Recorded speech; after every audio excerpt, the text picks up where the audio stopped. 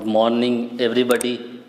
आज हम लोग class 11th physics chapter number 2 scalar and vector सदिश और अदिश के अंतर्गत टॉपिक देखेंगे टाइप्स ऑफ वेक्टर, सदिश के प्रकार।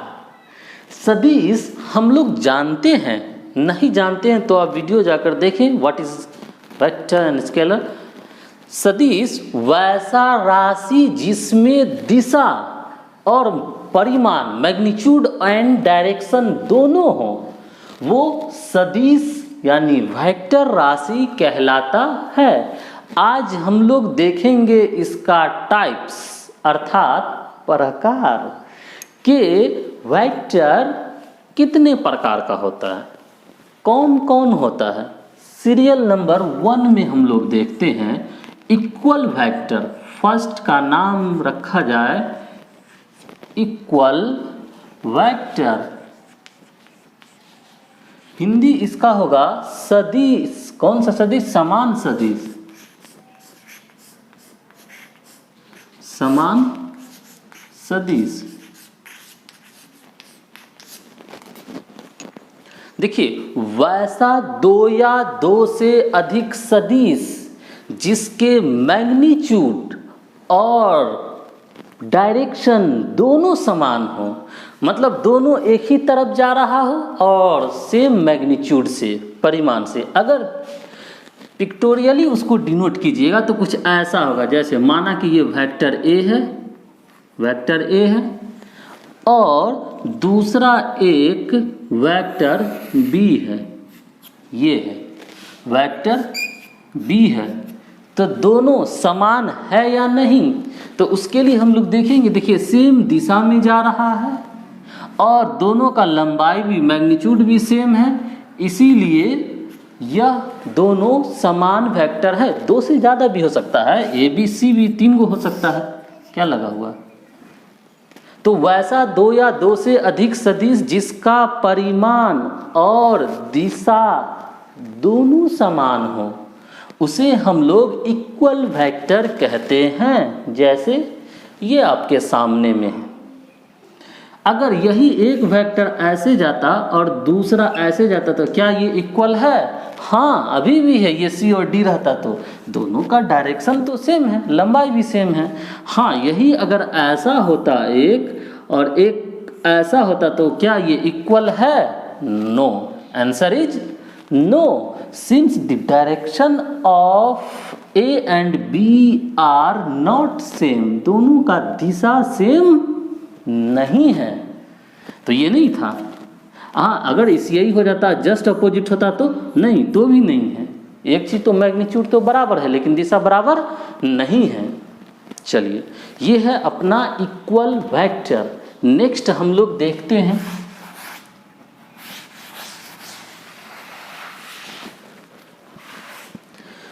देखिए नेक्स्ट है अपोजिट वेक्टर। नंबर 2 में हम लोग देखेंगे अपोजिट वेक्टर, या इसी का दूसरा नाम है निगेटिव वेक्टर।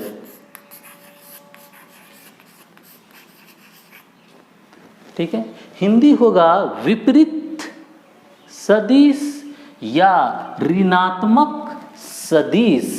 बहुत आसान है, ये नाम से ही पता चलता है। देखिए, अपोजिट का मतलब एक अगर ऐसे जा रहा हो तो दूसरा मेरे दोस्त ऐसे आएगा, तब ये अपोजिट हुआ। जस्ट अपोजिट इन डायरेक्शन, लंबाई भी सेम होगा, तब इसको अपोजिट या ऋणात्मक कहेंगे। अगर ये ए हो और ये वेक्टर बी हो तो ऐसा एक्सप्रेशन बनेगा कि वेक्टर ए बराबर माइनस और वेक्टर बी, यानी ए और बी तो बराबर है लेकिन जस्ट अपोजिट इन डायरेक्शन है, दिशा में जस्ट उल्टा। ये माइनस भाई बता रहा है कि दिशा में उल्टा है, मैग्नीट्यूड में बराबर है लेकिन दिशा में जस्ट उल्टा है, एकदम 180 डिग्री के फर्क पर। ये हुआ अपना अपोजिट या निगेटिव वेक्टर्स। परिभाषा लिख लीजिए कि यदि दो सदिश परिमाण में समान किंतु दिशा में जस्ट विपरीत हो तो उसे अपोजिट वेक्टर या ऋणात्मक वेक्टर कहते हैं। ये फिगर हुआ। चलिए थर्ड नंबर हम लोग देखते हैं शून्य वेक्टर। थर्ड में रखा जाए शून्य वेक्टर, इंग्लिश होगा जीरो वेक्टर, शून्य सदिश। तो ये तो नाम से ही पता चलता है, वैसा सदिश जिसका परिमाण शून्य हो। जैसे बल, 0 न्यूटन बल, 0 न्यूटन बल, ये हो गया। और इसको सूचित करते हैं 0 पर ऐसे एरो दे देता है। याद रखिएगा 0 पर अगर एरो हो तो समझिएगा वो सदिश शून्य है, और 0 पर ना हो तो वो अदिश है। सीधे 0 हो इसका मतलब ये अदिश है, लेकिन एरो दे दे तो ये सदिश है। तो याद रखिएगा कि 0 वेक्टर का मैग्नीट्यूड 0 ही होता है, शून्य होता है, तो उसे हम लोग कहते हैं शून्य सदिश। नेक्स्ट लिखिए सह अदिम सदिश, को इनिशियल वेक्टर। नेक्स्ट में चौथा में लिखिए को इनिशियल वेक्टर। हिंदी इसका होगा सह अदिम राशि। नाम से ही पता चलता है को इनिशियल, जिसका इनिशिएशन एक ही जगह से होता हो। को मतलब देखिए यहाँ जैसे पॉइंट है, यहाँ से एक वेक्टर ए इधर की ओर निकला क्या, दूसरा वेक्टर बी इधर की ओर निकला क्या, वेक्टर सी इधर की ओर निकला, वेक्टर डी इधर की ओर निकला। सब निकल तो अलग अलग डायरेक्शन में जा रहा है, लेकिन बिंदु जो जहाँ से निकला है इनिशियल बिंदु वो समान है। तो इन सब को हम लोग कहेंगे ए बी सी डी, जहाँ को इनिशियल वेक्टर है, सह अदिम सदिश है। ये आप देख रहे हैं पिक्चर में।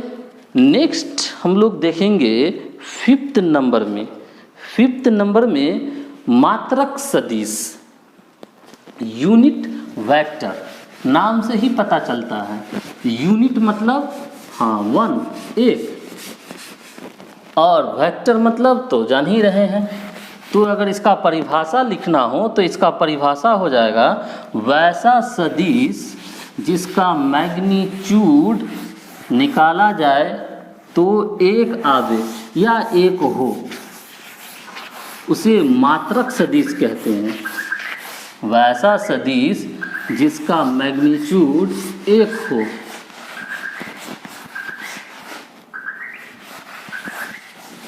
उसे हम लोग कहते हैं मात्रक सदिश। लिखा जाए फिफ्थ में यूनिट वेक्टर। देखिए वैसा सदिश जिसका परिमाण सिर्फ एक आए, 1 आए, मैग्नीट्यूड 1 हो, तब उसे हम लोग कहेंगे यूनिट वेक्टर, इकाई सदिश। चलिए इसका सिंबल थोड़ा अलग होता है, ऊपर में कैप रहेगा, याद रखिएगा। ये अगर सिंपल ए हो तो ये कोई वेक्टर है, लेकिन ए के ऊपर में कैप दे दे तो ये सिंपल नहीं बल्कि यूनिट वेक्टर है, इसका मैग्नीट्यूड 1 होगा।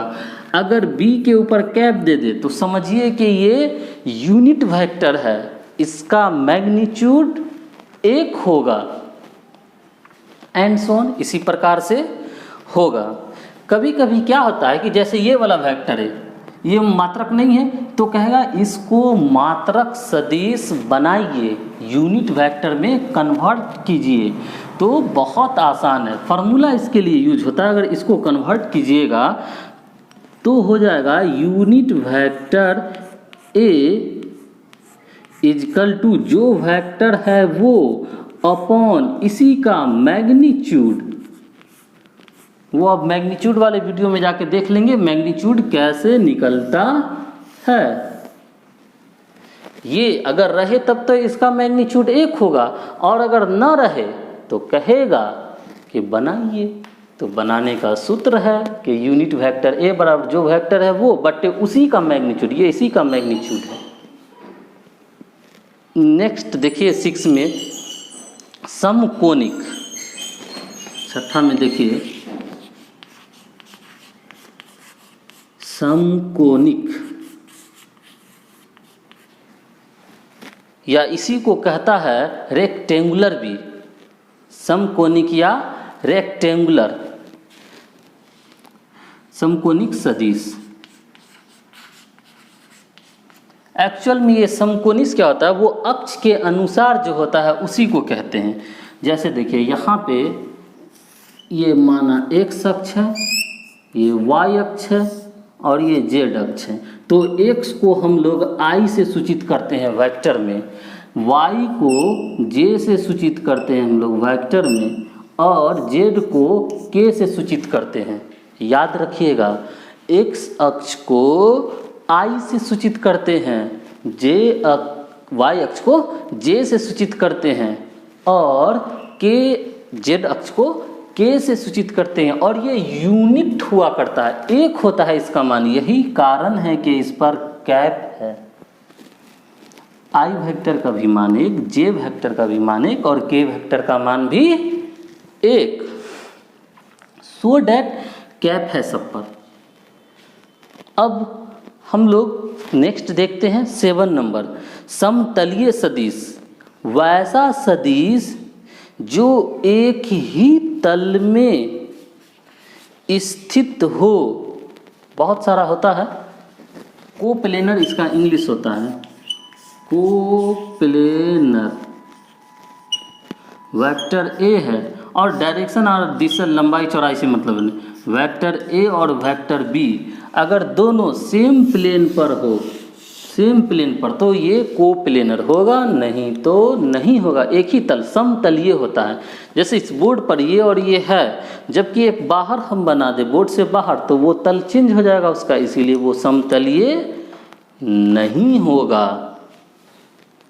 आई होप कि आप लोग टाइप समझ गए होंगे। 2 बार 3 बार वीडियो को देखिए और लिखिए जरूर, लिखने से प्रैक्टिस होता है। चैनल अभी तक अगर सब्सक्राइब नहीं किए हैं तो सब्सक्राइब कर लीजिए। Thank you for watching this video. Okay.